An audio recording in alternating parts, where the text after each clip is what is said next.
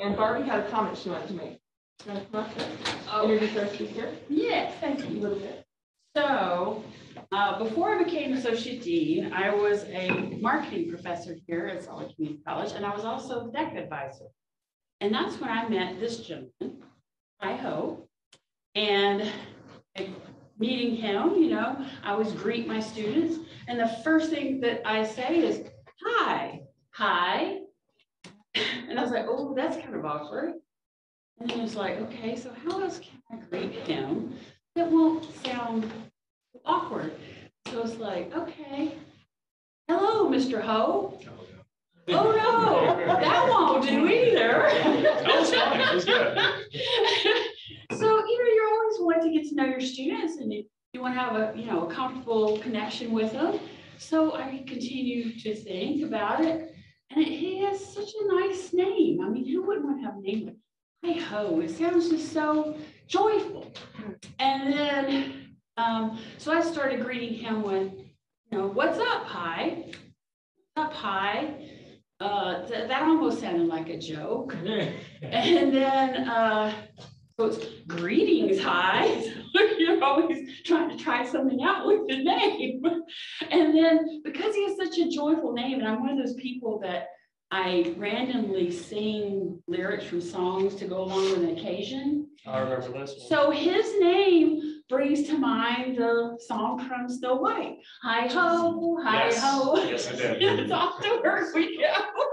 They still do. They still do to this day. But there are certain students that make an impression on you, and not just his name, but I, as a person, made a huge impression on me. And I was the one that suggested that Lisa reach out to you, because not only was he a really good student, but he took his time here at Solid Community College. Well, she's going to give the really formal introduction, so they'll hear what a good student you are. But he joined DECA. He became a DECA officer. He became a leader on campus. He made connections not only with other students, but with faculty. He used his time here not only in the classroom, but outside the classroom. He made connections in the community with the business professionals in the area. He competed in DECA. So he really made the most of his time here. And that's why he remains in my mind as one of my star students. And so I'm so glad to have him here. And now I'm going to turn it over to Lisa to tell the other great things about you. We're so glad you could come. Hi is a former Solid Community College student. He graduated with an AS in business. And then he went on to the University of Utah to get a bachelor's degree in accounting. Then I worked for the government for a while, and then went back to the University of Utah and got, I got a degree, two master's degrees, one in information systems and the other in business administration. I have the incorrect name of the company he works for on our flyer, so we're going to let Hi tell you more about the new job that he's got now. But he also wanted you to know that he has 2 geriatric Shih Tzus. So if you love dogs, you got a connection. Also, he likes tacos, and he likes tacos from La Casa del Tamal Burria, and also Rooster Brewery Black Cream Ale, if you're wondering. You have a lot of good brewers. There you go. So I'm excited to hear from Hi, and so I appreciate your time. So take it over. You bet. All right, guys. Well, I'm sure you're all ecstatic to be here to listen to some guy, right? I'll try to make it as fruitful as possible. I'll try to make it a use case that's similar to you and bring you some value today. I know I was sitting, literally, I sat right there in that corner 10 years ago, and I can't believe it's so surreal to me right now that I'm here on this side. I sat there and listened to, you guys brought somebody, he was big, really big. I was talking about business. I thought, wow, that's really cool. I think it might have been R.C. Willie, yeah. It was someone, and I just thought, someone who came from Slick, who rose, got to that level. And now I'm standing where he stood 10 years later and thought, that's insane, right? So it means a lot that you guys invited me. Thank you guys. So I know with our presentation, it's about 45 minutes and then 15 minutes of Q&A. But what I'd like to do, because it's a small, more intimate group, I'm going to be more interactive, conversational. I want to be able to add as much value as I can to what you guys are currently doing, what you want to do, where you want to go in life. Hopefully that helps, right? But just about myself, as Lisa mentioned, I was here at SLCC. I spent a lot of time. I practically lived here. Barbara can attest to that. I was part of the Thames Center for Service and Learning. It had a big impact on me, volunteering. In fact, it made me who I am today. So everywhere I go, I make it a point to be a part of St. Vincent's, the YMCA, underwear, socks, things like that. It's very impactful to me. And when your organization backs you up on that, they'd say, hey, you put in $500, we'll match you $500. I'm down for it. No problem to me, right? So that's some of those things that you may experience now where you're at that has an impact on you as you get into fields, your professional career, and your lives 10 years down the road. Quick fact, Ben Gay is the bomb, guys. I used to hate it. Now I use it. It's great. Back. But so right now I was on your whatever is on the sheet. I was at Paystand. It was an AR automation startup. Along came knocking my sales leader, who is from Spot AI. He said, "Hey, hi, would you like 50% more money and a better territory where you cover the whole thing yourself with a great product market fit?" And I said, "Huh, that's a great question. Okay, let's do it." So I jumped. I'm at Spot AI. We're venture backed, 22 million in Series A funding by Red Point Ventures. We went from 10 customers last year to 100 this year, and we're expecting to double. My area is Ohio and Indiana, so I usually fly out, meet with my clients, do those things, come back. I'm a full cycle sales executive or account executive, if you will. Meaning I prospect, find the clients, develop the relationship, get everything going, right to the end of close, fulfillment, contract negotiations, talking with CFOs, etc. Well, as I'm going through this, feel free to interrupt me and ask questions. I want this to be interactive and fun for you guys because I remember sitting back there thinking, man, this is so boring. I just need to do this for credit, you know? So that's a little bit about me. Again, I'm a Utah native, been here all my life. I got through school. I thought I don't ever want to be an accountant. It was the first thing. I was here at SLCC and I opened the catalog and I opened it. It was the first thing that said accountant or accounting. And I thought, I don't want to do that. Well, then I majored in it and I got in accounting. So I went to Ernst & Young, one of the big four out in San Francisco, worked out there, did my internship. I realized, hey, this is me, 80 hours a week, kill me.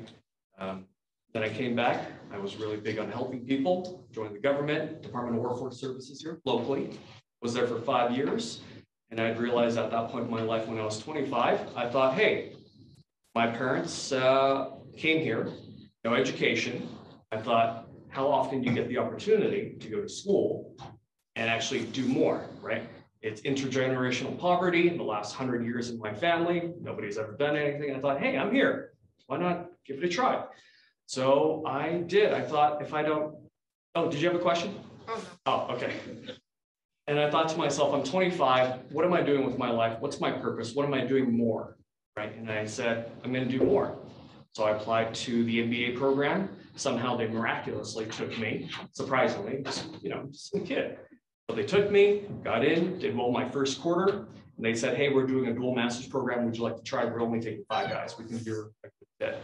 So I did that. I met a lot of intelligent CFOs, sales leaders, and they said, hey, hi, you should get into sales. I thought, sales? Ugh, sales, right? I don't want to sell things. I'm not a snake oil salesman. But apparently I have the personality.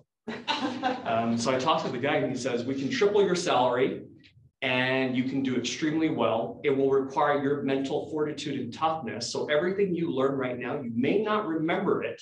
Something else I don't learned in school. But one thing you do learn is fortitude, determination, and actually just getting it done, right? Because at that point, the skills you learn now, it really helps you down the road. A brief example, I'm working with a dispensary, a cannabis dispensary. The client has many different compliance issues. I was actually talking with Lisa. I had a business law class here.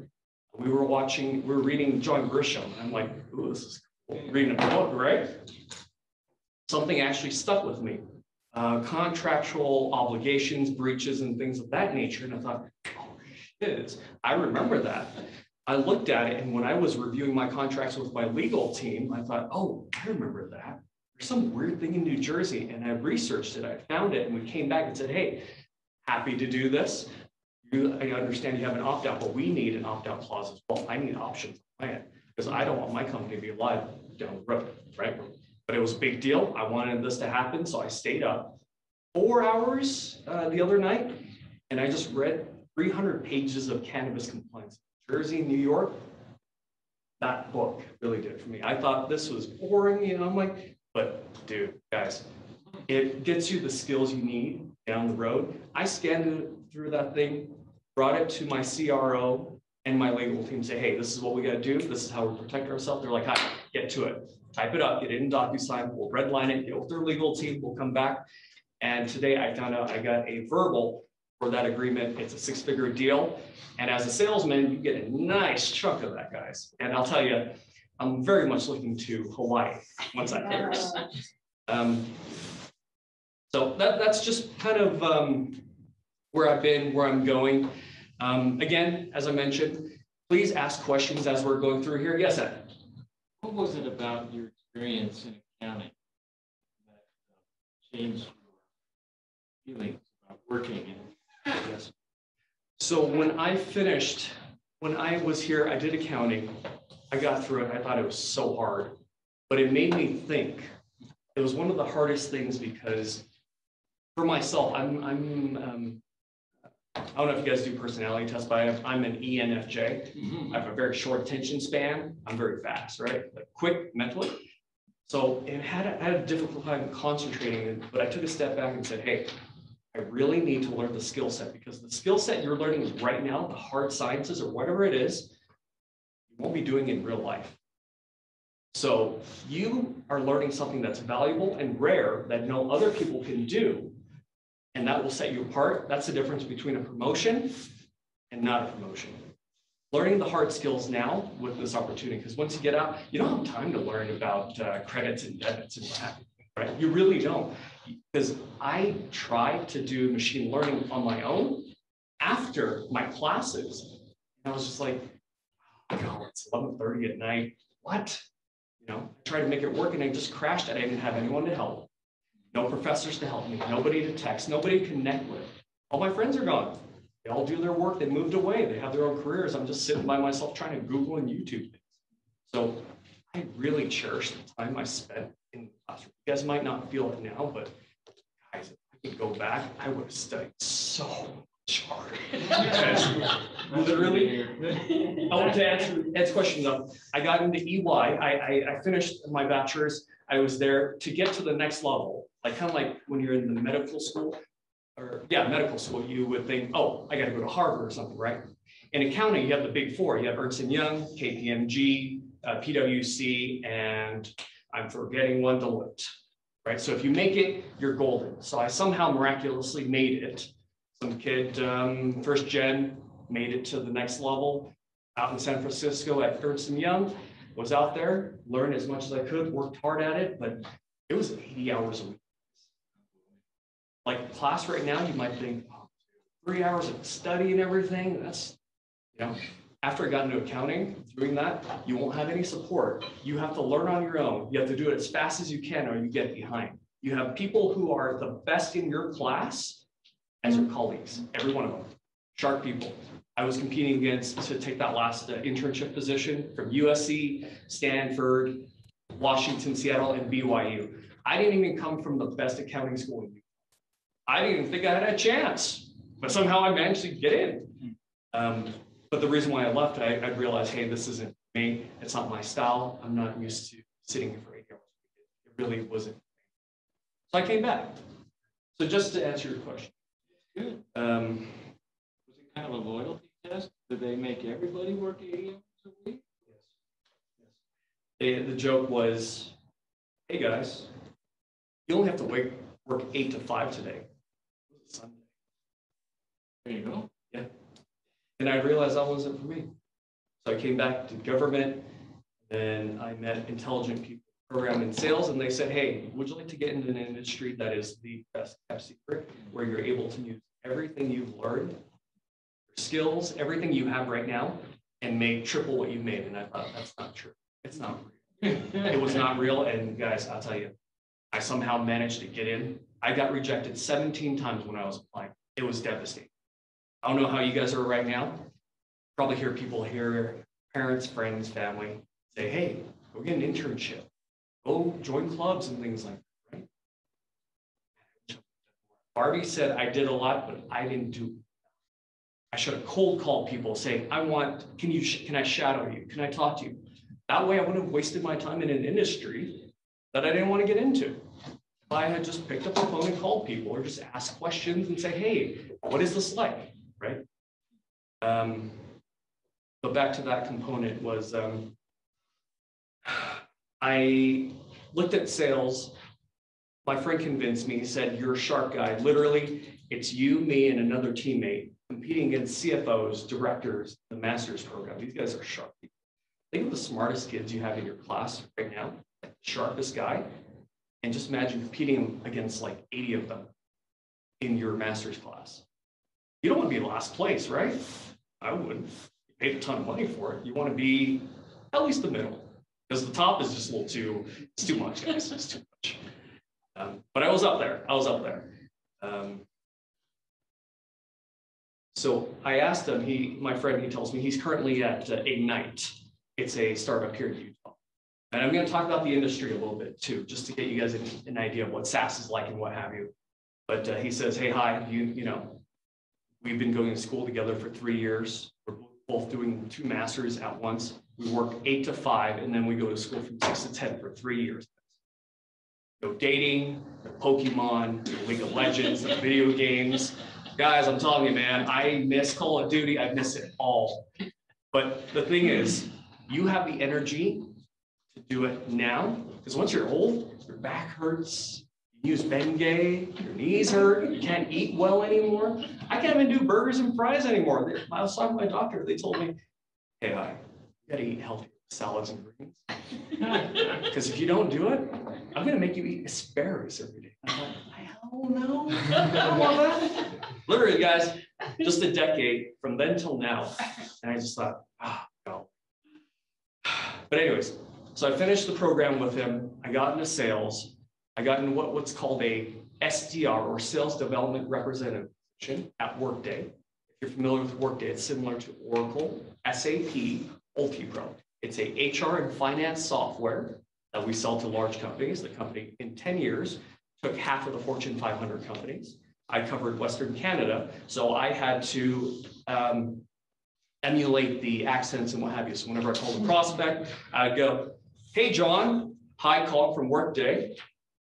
Want to call about your processes. Well, it's about your processes. You have your cup of Tim's today. And they loved it. They're like, oh my goodness, are you from Okotoks? I says, no, I'm actually from 800 kilometers south of Utah. And they're like, oh man. But I know it's kind of a whirlwind here, but what I wanted to say was, in the software tech area, it's growing fast. You probably heard of Silicon Valley, Silicon Slopes, and all that jazz. We are growing and growing very rapidly. You probably see it on your rent prices because it's going up. There are going to be more companies coming here, and they pay California wages. California wages take whatever wage you have right now and times it by 30%. So I never thought I would ever make 6 figures. I didn't think it was real. But the day where you get a check like that, you think, I mean, I had a kid who I worked with. He's 26, and he makes $250, which doesn't even sound real. It does not sound real, but it's very real because he drives a Lambo around. I'm very jealous. Very, very jealous. But it's a field where if you want it, you go get it and you do it. But it is super, super hard because everyone wants it. So you have to ask yourself, do you want it? And I'll tell you right now, we have a lot of kids in there that are from very esteemed, prestigious institutions. And you have kids like me from a community college that got in. I'm telling you guys, I got rejected 17 times on the 10th, 13th time, I was ready to quit. I tried so hard. I researched the company, who they are, looked up their Facebook. I knew what animals they love, everything about their company. And I spent hours researching, building out profiles, how to do it. And they all rejected me. And it was soul crushing, guys. You're probably heard from your professors, hey, do internships, get out there, apply, right? And when you apply, they always say, I need 5 years of work experience for an entry level position. Or I need experience on ABC. Or they just have so many that they don't even bother looking at you. And it is soul crushing. You'll sit there. Sometimes you'll want to cry because it really hurts that you put in all this work and you get nothing out of it. Absolutely nothing. You'll spend days, weeks. I spent months trying to get in because I wanted it so bad. And I kept pushing. And one day, Workday gave me a shot. I prepared all weekend. I stayed up 15 hours researching the hell out of that company. When I got in, did my presentation, presented to 4 managers over 2 hours, they called me back in 30 minutes and said, hey, we're giving you an offer. I was like, bomb, guys. I was in. I was taking an entry-level role, right? Entry-level role again, for right from the beginning. I'm coming from a business analyst position, leading different projects for the state of Utah, Department of Workforce Services, modernizing systems, being low man on a totem pole, and I was grateful and happy. I wanted something different. I wanted a challenge. I wanted to grow. So I got in there. I was terrible, absolutely terrible. I had no clue what I was doing. I thought I was going to get canned in my first month. But this is where it started really shine. The work ethic you're developing now, and as you eventually transfer, if you so choose, to the U, BYU, or other institutions, the skill set you're learning right now, how to learn, listen, and effectively communicate, take notes, all those things are very paramount. Why? I had to do whatever it takes to stay there because I wanted to succeed. So everything I learned, all those skills that I had, I took it, came back, and just sat there every weekend, the days I didn't go to school. So Tuesday, Thursdays, I wasn't going to school. I just lived at Coffee Garden because they open until midnight. I just lived there every day. And on the weekends, I lived at Starbucks every day. And what I did was I learned everything there was, how to do it. No support, like you guys have professors right now to help. You don't have anybody. In fact, your colleagues will not help you because they want to succeed as well. You have you. You have your mom you can cry to. I've done that a few times.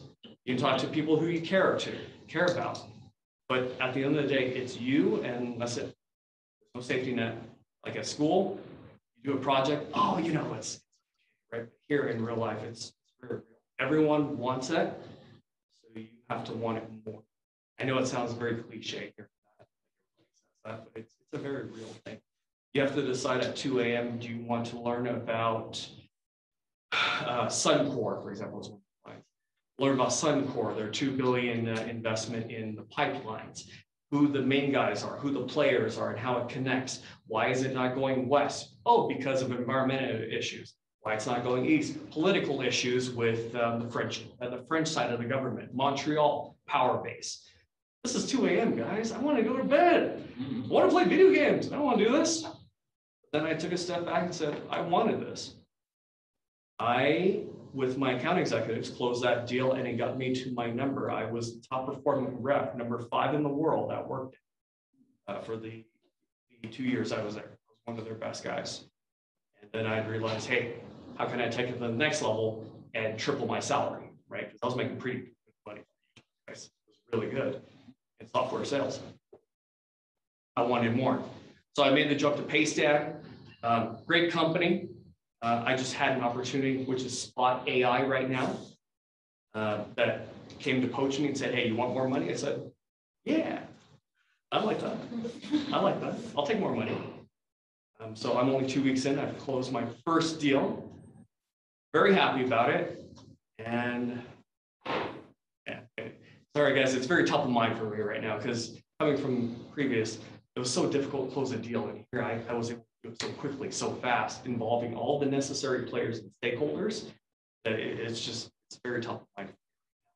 And yes. Would you recommend that our accounting students take a sales class? Guys, one of the things I wish when I look back, there's so many things. You always look back at yourself and be like, hey, do this, this, and this. Like, I don't know if you guys are on Reddit. I'm on Reddit. I spend a lot of time on there. But there's always people who would ask, hey, if I could tell my 18, 19, 20, 21-year-old self, wherever you guys are in life right now, what would you say? What I would tell myself at Slick, you have sales classes here now? Take the class. Why? Career is one element, what I just described, because if I had taken that, I would have been at least equal to the guys that came in because they were so ahead of me. Their skills were so polished. It was so clean. I wish I would have had that. You have an instructor who has the experience to actually sit there and help you. I came in with a cohort of, I think it was like 30 for one guy to teach. And he has his own quotas to meet. If you were him, how much time would you spend in training new folks? Just enough. With a professor, you have somebody that actually will help you, feedback, critique you, and get you to the next level. If I was back here, I'd tell myself, hey, stop playing League. You don't need to play Zen. You don't need a main. You're fine. You don't need a jungle. Just take the class. Just. But a few other reasons why in sales, I think you might, because you've asked me about this. A few other things in sales that I found. So I'm very introverted. You may not know, it may not seem this way, but I'm not like this. This is I feel like it's an imposter syndrome sometimes, but I'm very introverted. I don't do things, but it's just something you develop over time. And now I'm very good at doing the sales side. I'm very charismatic and what have you, but I'm not. I'm very introverted, very closed. I like staying home, warm body, ramen, Sprite, chips, Doritos, watch movies. I love all that. Read books and all that. So getting the sales was very difficult. So what I was getting at with the sales class is sales helps in many different ways in that it helps you as a personal perspective. I don't know if this rings true to you guys, but dating. How many of you like dating here? Is it enjoyable for you all? Yeah? Yeah. I'll tell you this, it's terrible for me. Absolutely terrible. I had no clue what I'm doing. I don't even know how to talk to girls. COVID has effectively just wiped out everything I built. So I don't even know what's going on these days. But in sales, it translates into other avenues of your life. Communicating with your parents, family, friends. You start to realize certain things that you did before. And you think, stupid, why did I do that? I don't need to do that. All I need to do is just listen. Listening. That was a key skill that I picked up from sales. If you're not listening, then you're not selling. You're not selling, you're not making money.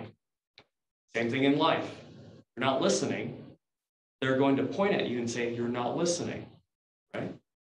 And it's very true. I wish I would have learned it sooner, but it took me 11 years to understand. Very long time. Longer for dating. But the point is, if I could do it again, I would have taken that sales class and I would have gotten out and done more instead of staying at home playing video games all day, right? Yes, question, Lisa. Yes, so in your job selling, yeah, how do you find your clients? Like at Paystand, how do you find clients? This stuff, how do you find clients? Of course. I appreciate you guys bearing with me. I like talking a lot. I had a structure in my head, but I get very passionate and I sometimes.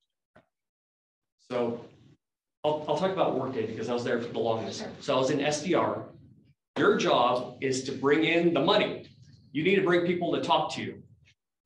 No one wants to talk to you, man. No one wants to talk to kids. Sir, what is your name? Nolan. Nolan. Ready? I'm going to call you. I'm going to be that annoying salesman on that you see spam calling you. Ready? Ring, ring. Oh. Hey, Nolan. Click. I do that 100 times before I find one. 100 times before I found one.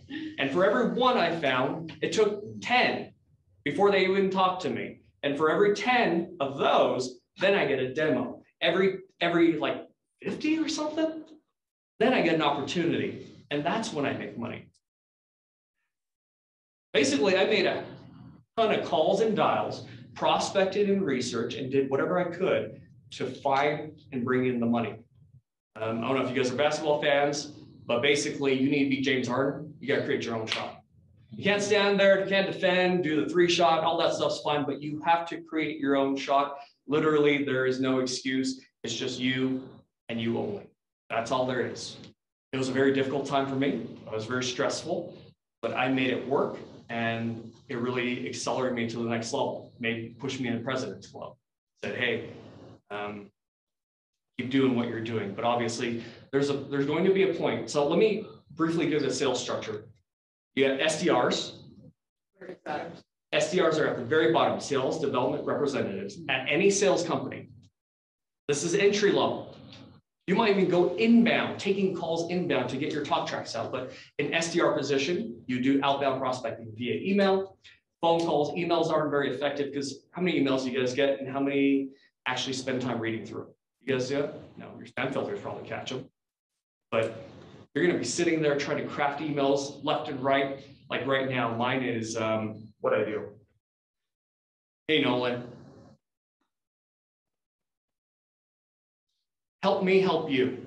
Where should I shoot this Death Star at to solve your problems? Surprisingly, it worked. It was hilarious. I put a meme of the Death Star in when I did it to make it work. But it was a very difficult process. You're prospecting, you're calling, you're researching Twitter, Facebook, whatever it took, mobile phones, cell phones, driving to their business. That one didn't end well. But calling, getting clients interested in your product would be the first step. If you do well at that level, maybe they'll move you up to an account executive position, which is closing, which is where I'm at now. In this position, your job is to negotiate, qualify the product and the client are a good fit, and then you take them to the next step, which is a demo. At the demo stage, you show the product, you answer challenges and pains, and again, this is where listening comes into play. They talk very quick, very fast. I'm a visual learner, so listening is very hard for me. So I had to really concentrate to hear what they had to say and understand what they say, because people talk very fast. Guys, I don't know, obviously this is top of mind, but do you remember going on dates and you want to keep track of things, listen, right? But you have to make a mental fortitude, a mental effort to listen. It's just like that, but you have to even go faster at this level because you have 7 different people talking at the same time. You got to figure out what it is that's important, what is not. You have to sift through it all. Kind of like school, right? You might have classes where you have a ton of things. You got to quickly sift through what's important, what's not, and what is going to be on the exam. Right? Same idea. Once you get there, you demonstrate your product fit to their pains. And if they think it makes sense, then the next step is an executive alignment where you figure out, hey, is this a real project or are you taking me on a fishing expedition? What I mean by that is this. You could be talking to somebody who has no decision-making power. We subscribe to what's called BANT, B-A-N-T. B, do they have a budget? Do they have money? A, authority. Are they the person who can decide on this? N, is there a real need? And T, is this on their timeline or is it not till next year? You find those 4 elements. If you check those boxes off, then you move to what I call the next stage, the money stage. You talk contracts, MNDAs, mutual non-disclosure agreements. And that's so you can discuss things, right? You get there, you talk contracts, you talk red lines. What red line means, and Lisa, I don't know if you show your class, but red lines are, here's the contract, have a look. And they underline a bunch of red lines on what they don't like. You take it back and you give it to your legal team, they redline things, and then you bring it back. It's a very slow process, so you need to move fast to get to that stage. That's redlining, doing contracts. Once you're done with contracts, then we move to final recaps, and then finally signatures. Obviously, doing all of that sounds very quick, but this could be a workday that took a year. At my current company, it takes about 4 weeks.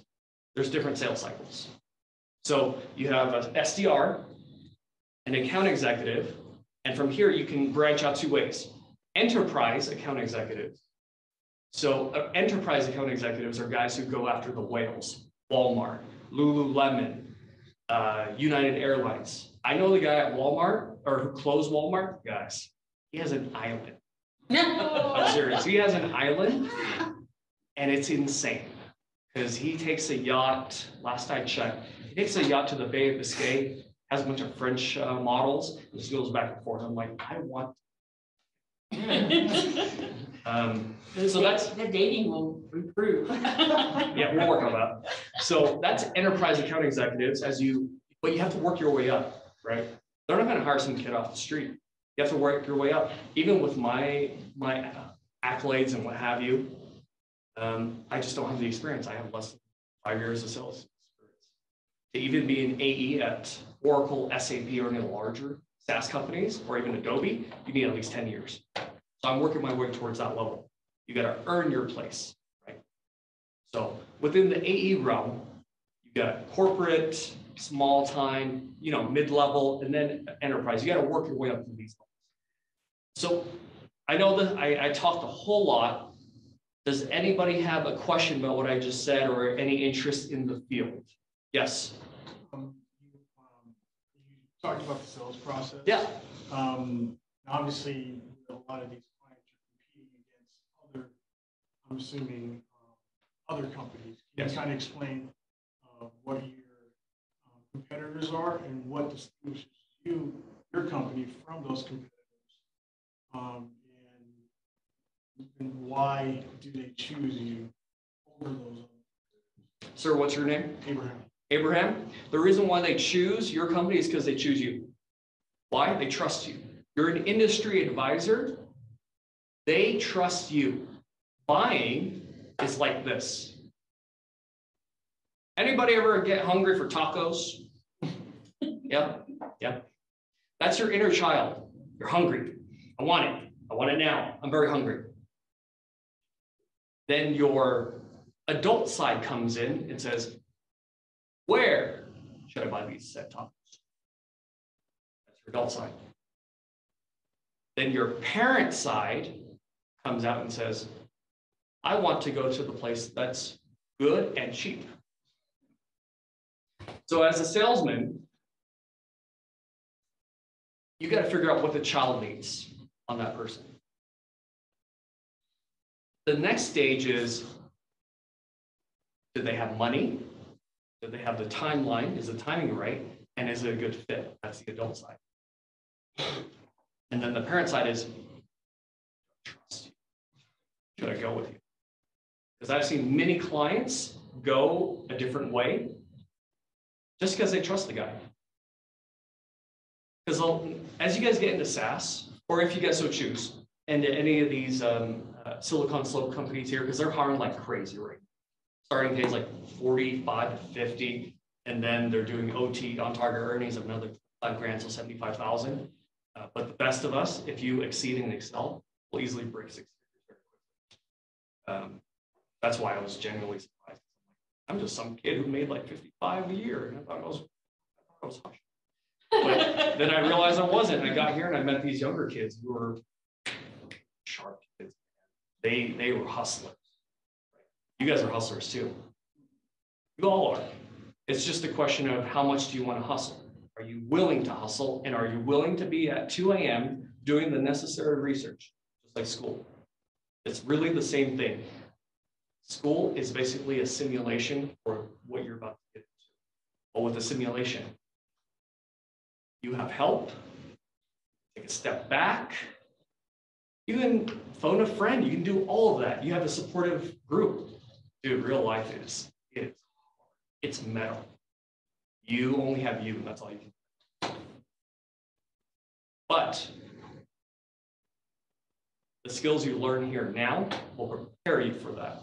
So Abraham, back to your question. Why should somebody buy a competitor? And you guys probably have seen my competitor, Verkada. Their signs are everywhere. On the internet and everywhere, right? Their signs are everywhere. Why did they choose me? Why did that company pick me over Verkada, Rhombus, Cisco, Meraki? Why did they pick me over them? He told me, he said, you're the most responsive, best listening, understood my problem, knew my business, what I needed, and made my life and process smooth and easy the whole way. Great question. What other questions you guys have? Yes, yes, sir. What's your name? My name is Ryan. Ryan. So you mentioned a lot of things like that you wish you had done as a student. Yeah. Learning, like taking sales classes, like learning how to listen, that kind of stuff. What would you say is like the biggest thing that you wish you had done, or like that you could advise us? Everyone has a different situation. All of your needs are very unique.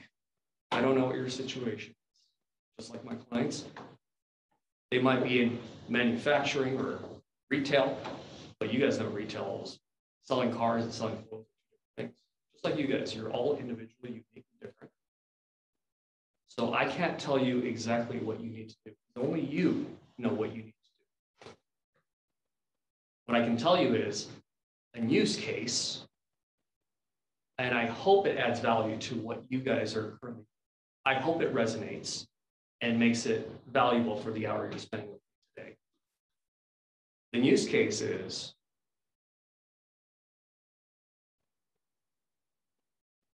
going through school when I was here. I knew I had to be involved, do things, and help people. But one of the things that I was very lacking was discipline. I wasn't very consistent. My habits were not good. Video games, food, snacks. For the guys, you're still young, you can still get a six-pack. It's not too late. Once you get to my level, it's too late. It's dad bod level, guys. It's dad bod level. But consistency and discipline. You can have fun. You can do all of that. Whatever it is, just have discipline for that one time during the day to do something you may not like, but you know you have to do it. I believe I was reading from Atomic Habits, but they said you only have to do 4% uncomfortable. Whatever it is, 4%. And that, I did the math, it was like 16 minutes. 16 minutes every day. Pick something, whatever it is that you don't enjoy, whatever it is that you know it's good for you, but you don't want to do it.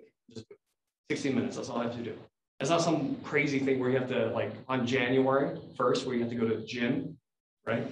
You go to the gym and then people phase out after 3 weeks. You don't have to do any of that. Just 16 minutes.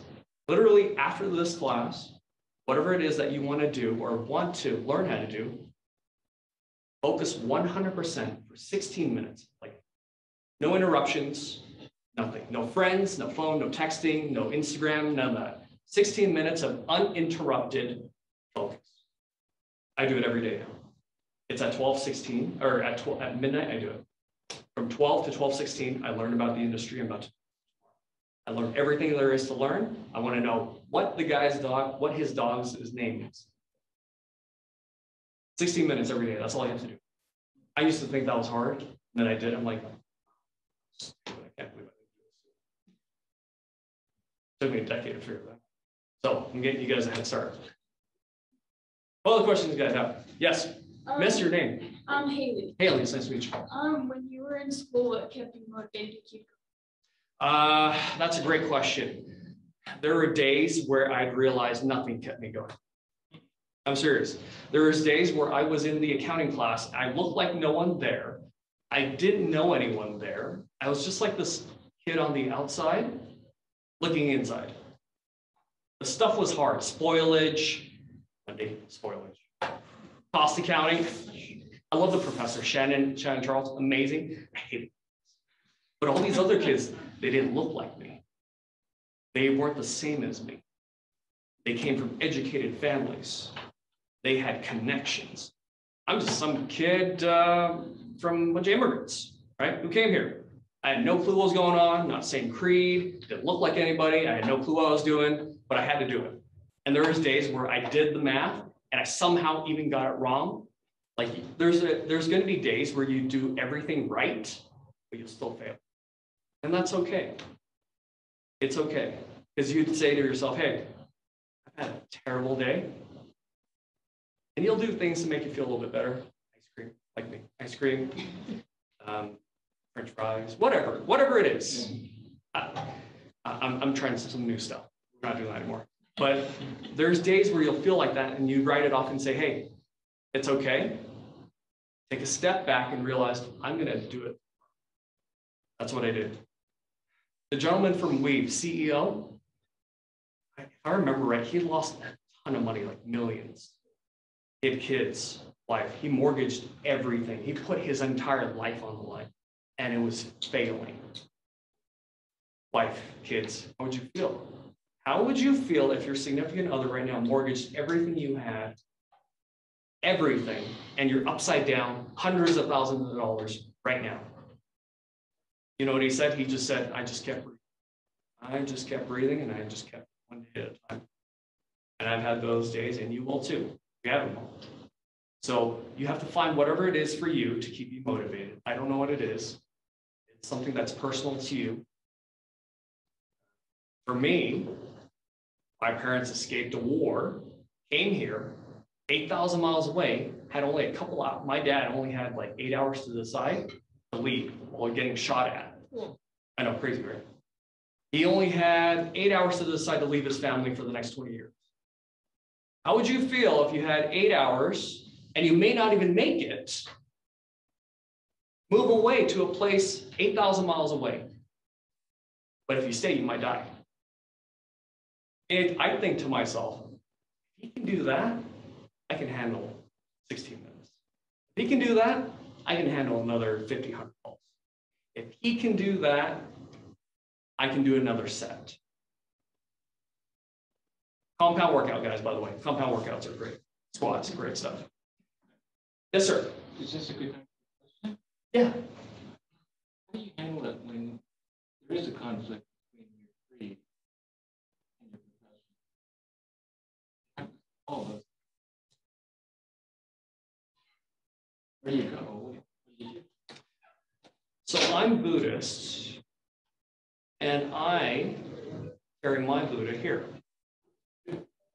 Whenever I have a conflict, and it's something you guys are in a stage where it's like I'm still formulating where my boundaries are and who I am as a person, right?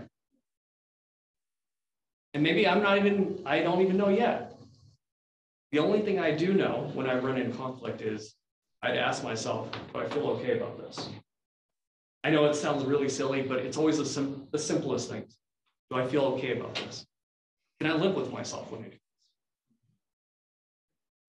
Yeah. Haley, to answer your question, I don't know what keeps you guys going, what scares you guys, what makes you cry, what angers you, what makes you sad. Only you know that. Like things that make me angry, sad, and all that. Only I know that, but I'll tell you this. There is a tomorrow. Any League guys? I think I saw you talking about League. You had a reaction to League. Yes? No. Oh. Anybody play League of Legends? Okay. Video games, guys, when you play them, you play against 13-year-olds, and they're very good because they spend a lot of time on there, and then they start trolling you, teabagging, all that jazz with you, and you just get so angry on the inside. Well, what happens when you put it away? Do you remember it in like an hour? No. So whenever someone cuts you off driving or something that makes you feel unhappy, you'd ask yourself, are you going to remember this in 10 minutes, a day, an hour? And then you realize, oh, I'm not. And then you're like, okay, you move on to the next thing because you guys don't have time to be angry about things. It doesn't add any value to your life. Whenever I'm on the phone, I get rejected. Ellen, I'm hurt that you hung up on me. So now, we can do this again. So now, what I will do is I will call you on your cell phone. That's nothing. Just play with me. So the idea there is, I'm hurt. Sometimes I think people hate me personally, and then I realize, no, it's not. It's just part of the job. What I need to do, I need to perform my roles. So what you're doing now at your job, wherever it is, it's something you're doing, but it's not an attack on you personally. Okay. What other questions? Abraham, yes. You mentioned as far as here in Utah and these companies coming in, just had a question, what's your projection as far as the business market? Which direction is it headed? And what things that we should know regarding, where, how the business market is going, just things we should be aware of.